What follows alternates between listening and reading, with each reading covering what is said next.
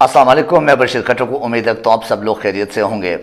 ناظرین، آج کے کچھ پیش رفت کچھ باتیں ہیں، کچھ معلومات ہیں، کچھ ایسے واقعی پاکستان کے حوالے سے افسردہ اور مایوس کن باتیں ہیں جس کو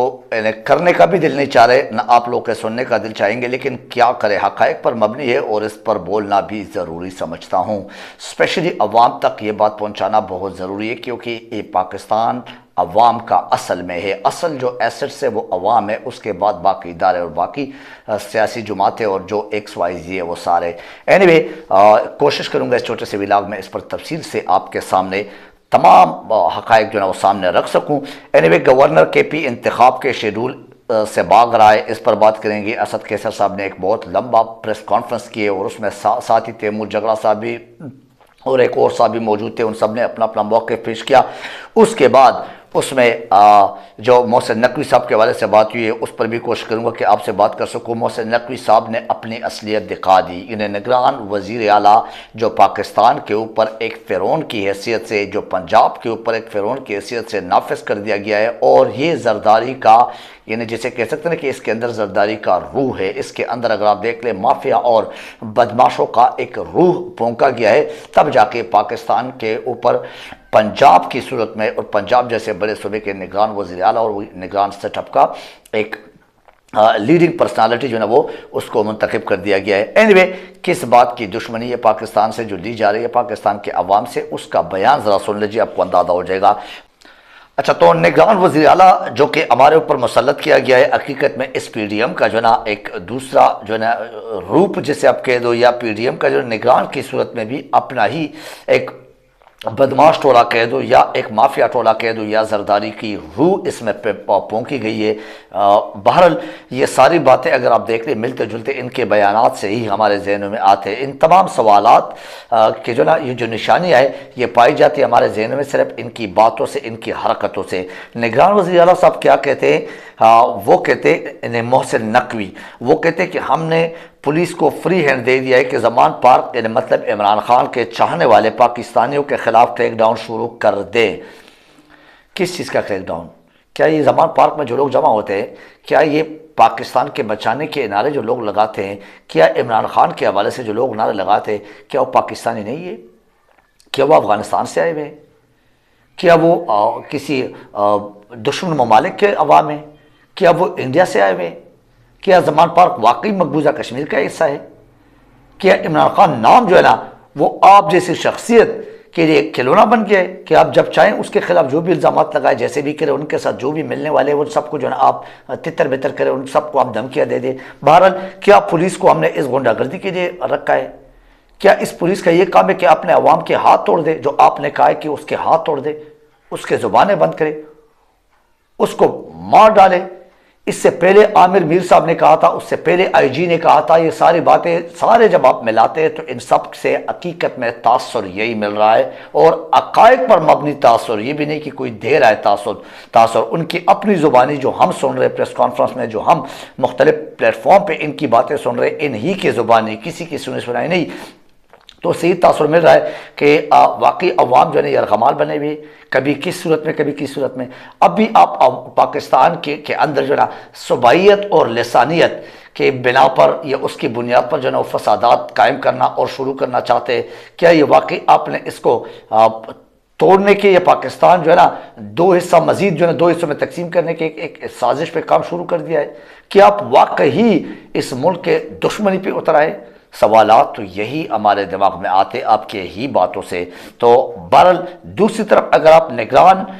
گورنر صاحب کا جو کہ وہاں پہ بیٹھا ہوا ہے ہمارے کے پی کے میں، اور اسد کیسر صاحب نے اظہار کیا، ساتھ ہی تیمور جگڑا صاحب بھی تھے، ایک اور صاحب بھی تھے، کہ کیا کرتے کہ گورنر کے پی کے جو ہے نا وہ الیکشن کے ڈیٹ دینے سے بھاگ رہے، وہ ہیلے بہانے کر رہے، آئے بائیں شائع کر رہے، کبھی بانا کبھی وہ بانا۔ جو ایگزیکٹو کے کام ہے وہ ایگزیکٹو کا ہے، گورنر کا اس سے کیا کام ہے؟ گورنر کو چاہیے کہ وہ تاریخ دے دے، وہ الیکشن کمیشن کو شیڈول دینے کے لیے تاریخ دے۔ بہرحال یہ ساری باتیں اگر آپ دیکھ لیں تو نگران سیٹ اپ بھی ہمارے اوپر پی ڈی ایم کی صورت میں ہی سیکنڈ پی ڈی ایم نافذ کر دیا گیا ہے، ہمارے اوپر مسلط کر دیا گیا ہے۔ اب عوام کدھر جائے؟ اب عوام کے پاس ایک ہی راستہ ہے، یا تو عوام بھیڑ بکری بن جائے، ان کی جو ناجائز، لا قانونیت، غیر آئینی اور غیر اخلاقی، غیر انسانی جو حرکتیں اور جو اقدامات ہیں اس کے سامنے سرخم کرے، جھک جائے اور بھیڑ بکری بن جائے، اور یا واقعی 22 کروڑ عوام اپنی طاقت کا مظاہرہ کرے، ان کو انہی باتوں کا جواب حقیقت میں پھر اگر یہ جنگل کے قانون نافذ کر چکے ہیں تو پھر اس طرح جنگل کے قانون میں ہم بھی، یعنی ہم سب عوام بھی جو ہے نا وہ جنگل ہی کے قانون رائج کر کے اس کے مطابق ہی جواب دینا چاہیے۔ کیا عمران خان اپنے اس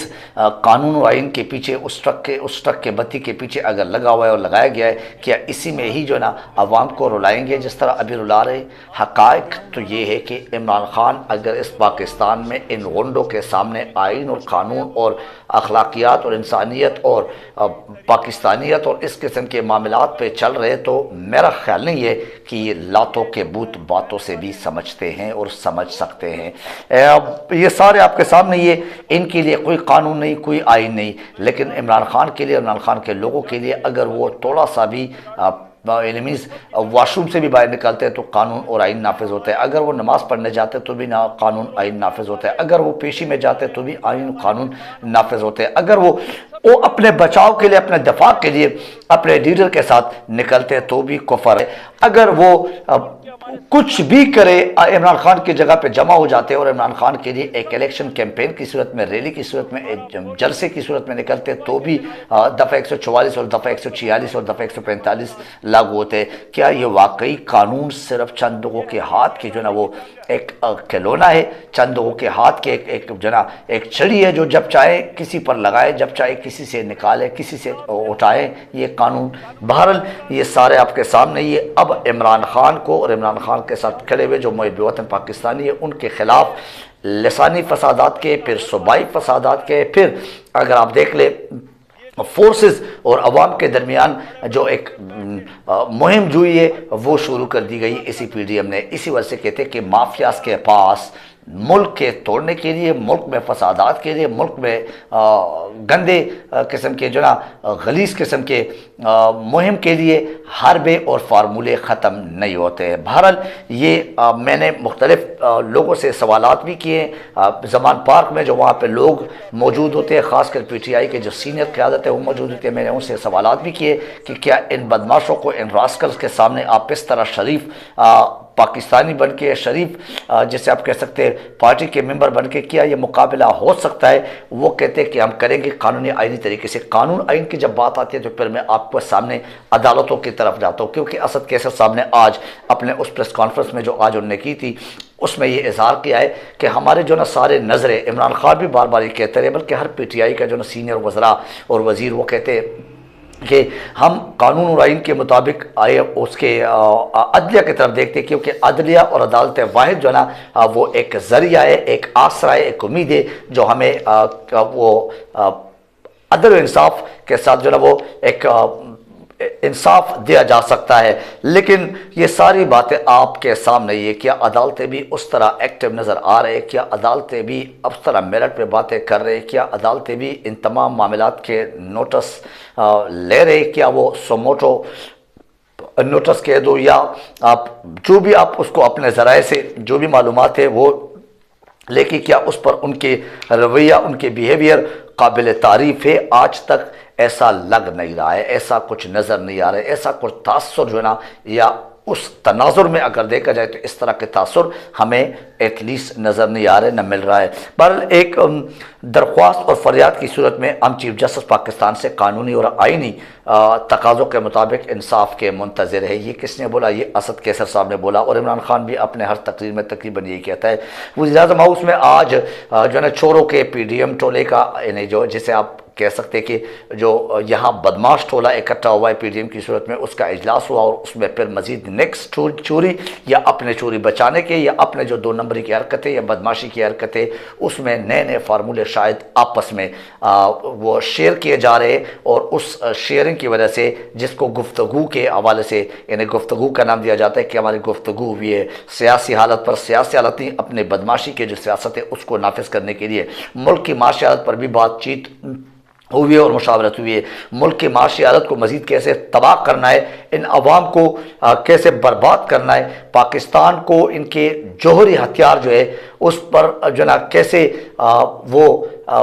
امریکہ یا باقی لوگوں کے سامنے اپنے ملک کو کمزور بنا کے اس پر قبضہ کرانے کے کون کون سے راستے ابھی جو ہے وہ کلیئر کرانے ہیں امریکہ کے لیے یا باقی جو دشمن ممالک ہیں ان کے لیے، کیونکہ ابھی جوہری ہتھیاروں پر بھی بات ہو رہی ہے۔ یہ میں آپ کے سامنے رکھتا ہوں کہ پاکستان کے جوہری ہتھیار کے حوالے سے امریکہ کے ایک سینیٹر نے، جو امریکہ کے جنرل مائیکل کوریلا ہے، اس سے پوچھا گیا کہ پاکستان کے جوہر ہتھیار کیا محفوظ ہاتھوں میں ہے اور محفوظ ہے، تو انہوں نے بظاہر جواب دیا کہ ہاں محفوظ ہاتھوں میں ہے، لیکن یہ کب پوچھا گیا؟ اس سے پہلے پاکستان کی معیشت پہ بات ہوئی ہے، اور یہ تمام باتیں تمام کڑیاں عمران خان نے، جس کی وجہ سے اس کو واقعی لوگ، ہم اور دنیا لیڈر مانتے ہیں، اور اس سے بہت سارے چور ڈکیت جو لوگ ہیں وہ گھبرائے ہوئے۔ عمران خان نے اپنے اس رجیم چینج کے فوراً بعد یہ تمام باتیں بتائی تھی کہ اس طرح یہ کمزوری آئے گی، دفاعی کمزوری آئے گی، پھر اس کے پہلے سیاسی غیر استحکام آئے گا، پھر معاشی غیر استحکام آئے گا، پھر اس کے بعد جو ہے وہ دفاعی غیر استحکام آئے گا، اور پھر اس کے بعد ہمارے جوہری ہتھیار کے اوپر بات ہوگی۔ تو یہ ساری باتیں معیشت کے ساتھ جڑی جاتی ہے کہ ہمارے جو دفاعی انیمیز کے جو جوہری ہتھیار ہے اس کا معیشت کے ساتھ جوڑ رہے، تو اس کا مطلب ہے کہ ہمیں باقاعدہ ایک پلاننگ، ایک سازش، ایک جیسے کہہ سکتے ہیں منصوبہ بندی کے تحت یہ کیا کیا گیا، ہمیں کمزور بنا دیا گیا سیاسی طور پہ، پھر اس کے بعد معاشی طور پہ، پھر اس کے بعد ابھی جو ہے نا وہ جوہری ہتھیار کے اوپر آہستہ آہستہ بات اس طرف آ رہی ہے۔ یہی بات ہے، اگر آپ کو یاد ہے، یہ اسحاق ڈار نے بھی اپنے ایک بے غیرتی کی ایک پریس کانفرنس میں کہا تھا کہ آئی ایم ایف نے پاکستان کے ساتھ کسی قسم کی ایسی کوئی ڈیمانڈ نہیں رکھی، ایسے کوئی شرط نہیں رکھا ہے، کس کے جوہری ہتھیار کے حوالے سے، جو دور مار کرنے والے جوہری ہتھیار ہے اس حوالے سے، لیکن اس کا ڈیمانڈ نہیں کیا۔ پھر اس طرح کی باتیں کیوں ہو رہی ہے؟ امریکہ کے سرزمین پر امریکہ کے سینیٹرز، امریکہ کے جنرل مائیکل جیسے شخصیت سے اس طرح کے سوالات کیوں پوچھے جا رہے ہیں؟ یہ تمام باتیں، یہ تمام سوالات ہمارے ذہنوں میں ہے اور عوام کے ذہنوں میں ہم اسی وجہ سے لانا چاہتے، عوام کے سامنے ہم اسی وجہ سے لانا چاہتے اور رکھنا چاہتے کہ عوام کو پتہ ہو کہ ملک کس طرف جا رہے، اور یہ بے غیرت قسم کا، بے حیا، بے شرم قسم کا جو ٹھولا ہمارے اوپر مسلط کیا گیا ہے، تو ہم واقعی غلام ہی بن چکے، ہم واقعی ارغمال ہی بن چکے۔ اینیوے، زمان پارک میں کیا کچھ ہوا، پھر اسلام آباد میں کل کیا کچھ ہوا، یہ کس قسم کے، یہ تو ہم انڈیا فلموں میں دیکھ چکے، یہ کس قسم کے آپ قانون نافذ کرتے، یہ قانون نافذ کرنے والے ادارے ہیں، یہ کس قسم کے ہمارے وہ سیکیورٹی ادارے جن کی ہم واقعی جن کی طرف ہم دیکھ رہے کہ ہمیں تحفظ دیں گے؟ کیا یہ لوگوں کی دیواریں توڑ کے، لوگوں کے گیٹ توڑ کے، کہ لوگوں کے ڈرائنگ روم تک پہنچ کے پھر لوگوں کے ساتھ جو ہے نا، یعنی ان کے اوپر جو لاٹھی چارج کیا جا رہا ہے، جو ان کے ہاتھ توڑے جا رہے ہیں، جو ان کے سر پاڑے جا رہے ہیں، جو ان کے اوپر مقدمات، یعنی حسان نیازی صاحب کا اگر آپ کو بتا دوں، اس کو گرفتار کیا گیا کس قانون کے تحت؟ ضمانت کے باوجود اس کو ایس پی نوشیروان جو اسلام آباد پولیس کا ہے، وہ جو ہے نا ایک بے شرم انسان ہے، وہ اس کو اٹھا کے لے گیا ہے۔ کیوں لے گیا ہے؟ بہرحال یہ ساری باتیں وہ بھی عدالت کے احاطے سے، ہم کس طرف جا رہے ہیں، ہم کس پاکستان کو بنانے جا رہے ہیں، کون سے پاکستان ہم کر رہے ہیں؟ فواد چودھری صاحب نے اپنے ایک پریس کانفرنس میں کہا کہ نگران حکومت کو شاید احساس ہی نہیں کہ وہ آگ کے ساتھ کھیل رہے ہیں۔ یہ کیوں کہا؟ کیونکہ نگران وزیر اعلیٰ جو ہے نا وہ اپنے قد سے بڑی باتیں کرتے ہیں، اور اس پر بھی فواد چودھری صاحب نے کہا کہ وہ نہ کرے۔ پاکستان میں آپ کو میں نے جیسے عرض کیا، یہ فواد چودھری صاحب نے بھی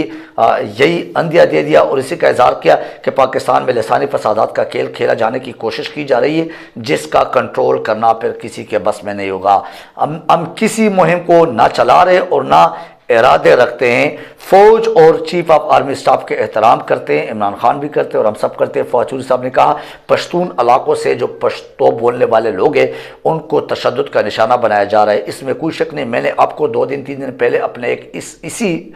پلیٹ فارم سے ویلاگ میں کہا تھا کہ صوبوں سے جو آئے ہوئے لوگ ہیں، یہاں پر جو پشتون لوگ آباد ہیں، ان سے بھی انتقامی کارروائی کی صورت میں اپنا ایک بدلہ لیا جا رہا ہے، اور ان کو عمران خان کی آواز کیوں اٹھا رہے، اس لفظ پہ، اس جملے پہ جو نا ان کی زبانیں بند کیے جا رہے ہیں، اور ان کے ساتھ مختلف قسم کے انداز میں، مختلف قسم کے حربوں کی صورت میں کیا کرتے ہیں، کبھی ان کو ملیٹنٹ کہہ کر، کبھی ان کو دہشت گرد کہہ کر، کبھی ان کو کے اوپر کیا الزام لگا کے، یہ پشتونوں کے خلاف ایک کریک ڈاؤن ہی لگ رہا ہے۔ آپ کے سامنے یہ نگران حکومت کی کیا ذمہ داری ہے، نگران لوگ کیا کچھ کرتے اور کس طرح آئینی قانونی ذمہ داریاں نبھا رہے، یہ سارے کے سارے آپ کے سامنے ایکسپوز ہو چکے ہیں۔ جو عمران خان کہتے تھے ہو بہو ایز اٹ از، ایک ایک بات وہ سچ ثابت ہوئی ہے۔ اسی وجہ سے عمران خان کی مقبولیت عوام کے یا انٹرنیشنل جو جسے آپ کہہ سکتے ہیں ٹرانسپیرنٹ قسم کے ادارے ہیں، لوگ ہیں، ان کے ہاں یہ مقبولیت دن بدن بڑھتی جا رہی ہے۔ عمران خان کا روکنا، پھر عوام کا روکنا، ایک آزاد پاکستان سے، ایک حقیقی آزادی مارچ کے سوچ سے، پھر ایک جہادی انداز میں ریاست مدینہ کے طرز پہ اس پاکستان کو